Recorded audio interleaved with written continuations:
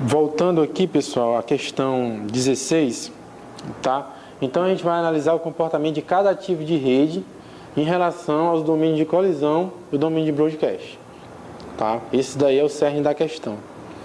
O domínio, quando a gente está falando de repetidores, de repeaters, certo? A gente não cabe falar sobre domínio de colisão e domínio de broadcast. Então essa aqui já é uma alternativa que a gente não vai nem considerar, tá? O repetidor nada mais é do que um equipamento que recebe a informação de um lado e passa para o outro, né? Ele repete na saída dele. Indo um pouquinho mais para cima, né, na hierarquia dos ativos de rede, a gente vai ter aqui na alternativa C os concentradores, né? No caso, como a gente já viu, os hubs. Os hubs, como vocês sabem, são equipamentos que recebem, são equipamentos multiportas normalmente, né, que recebem uma informação em uma porta e ela, independente de para quem seja, ela divulga para todas as outras portas, certo? Então, um hub, se eu tiver uma informação chegando numa porta, ele vai tentar divulgar para todas as outras portas. E se em outra porta estiver chegando outra informação, ele também vai tentar divulgar. Nesse momento, há uma colisão. Então, o hub, por definição, ele é um domínio de colisão.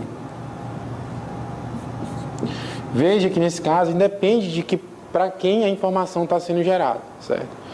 E se essa informação tiver destinada, tiver com endereço que esse endereço diz que é para ser enviada para todos, ainda assim ele vai ter colisão. Aí mesmo que ele vai ter colisão. Então nesse caso ele vai ter um domínio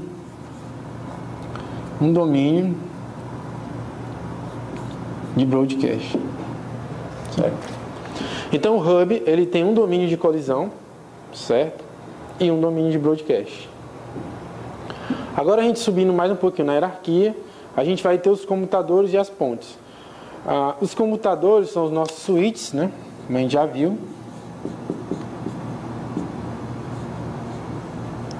Switches. Os switches e as pontes, eles servem para segmentar as redes em segmentos diferentes, ou seja, o que ele faz é justamente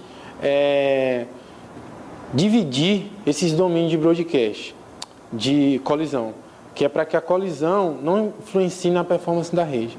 Então, os computadores, os switches, a cada número de portas, ele tem um número de domínios de colisão, certo? Por quê? Porque o switch, ele é feito de uma maneira tal que se dois equipamentos posicionados em duas das suas portas estiverem dialogando e outros dois equipamentos estiverem também dialogando, usando suas portas, esses diálogos não vão interferir entre si. Portanto, ele não deixa haver colisão entre as suas portas. Nesse caso, a cada porta eu vou ter um domínio de colisão diferente, né? Para cada porta utilizada eu tenho um domínio de colisão diferente. Porém, se ele receber um endereço, uma informação, cujo endereço é para ser mandado para todos, o famoso broadcast, ele vai propagar essa informação para frente, certo? Então, nesse caso, todas as máquinas que estão naquele switch fazem parte do mesmo domínio de broadcast, ok? Subindo um pouco mais na hierarquia, a gente vai ter o roteador, né, os routers.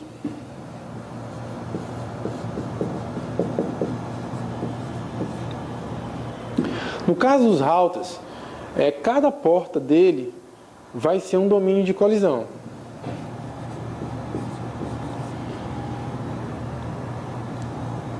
O número de portas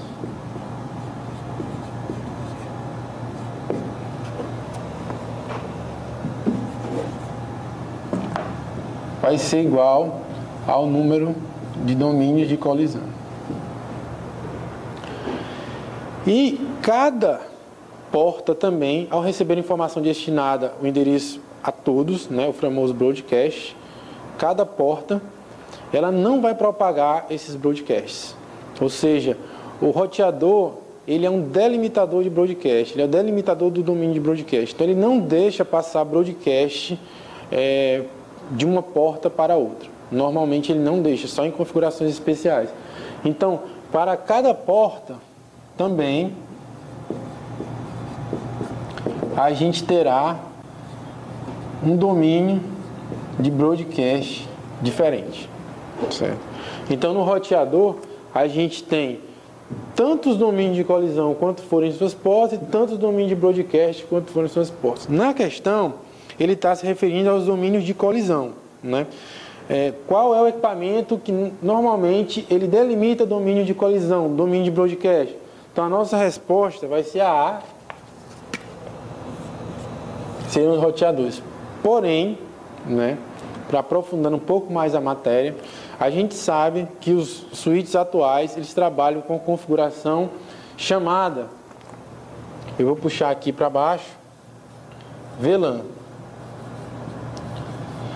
As VLANs são conjunto de portas que formam o mesmo domínio de broadcast. Então, atualmente, no mesmo switch, eu habilitando a configuração de VLANs, para cada VLAN criada, para cada subconjunto de portas do switch criada e eu atribuindo a uma VLAN, cada VLAN vai ser um domínio de broadcast diferente. Então, se eu tenho um número de VLANs no switch, ele vai ser igual ao número de domínios de broadcast. Mas, Walter, então, tanto o roteador quanto o switch, eles delimitam broadcast. Sim, mas o switch numa configuração especial VLAN. E o roteador, naturalmente, ele sempre foi um delimitador de broadcast. Então, se eu não tivesse roteador nessa questão e tivesse switches, eu marcaria switches.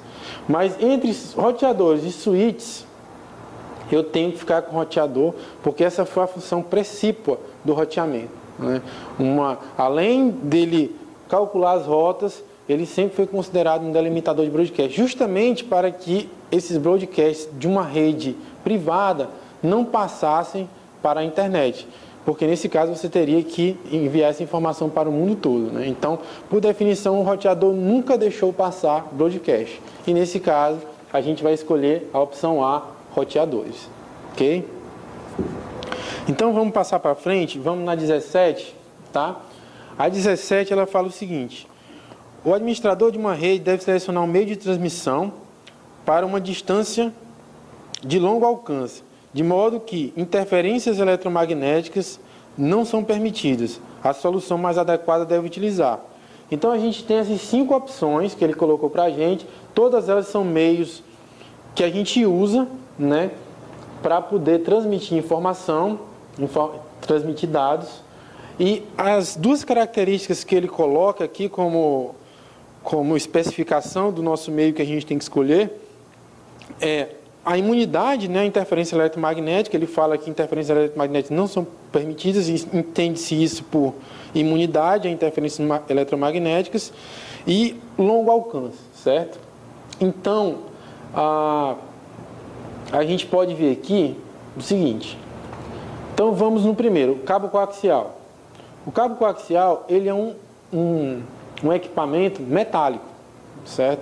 Todo equipamento metálico que transmite dados por um meio metálico, ele está sujeito, certo, a uma interferência eletromagnética. É comum a gente blindar, mas mesmo assim o cabo coaxial, ele não fala se é blindado ou se não é. Então o cabo coaxial, ele nunca foi imune à interferência eletromagnética, pelo contrário. Então essa alternativa A, por definição, ela já está errada. O cabo para trançado também é um meio metálico, e aqui ele coloca, não blindado. Então, se não é blindado,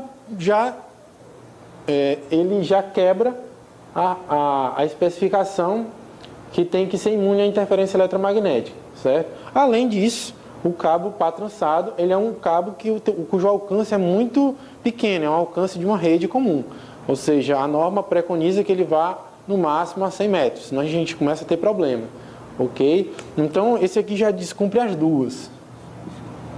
Então, tá falso.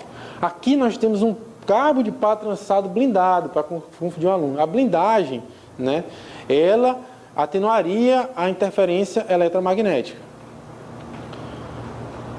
Então, vamos considerar que essa atenuação fosse, né, cumprisse essa regra de atenuar a interferência eletromagnética. Mesmo assim, a gente ainda teria o problema do cabo par trançado ser de curto alcance, né?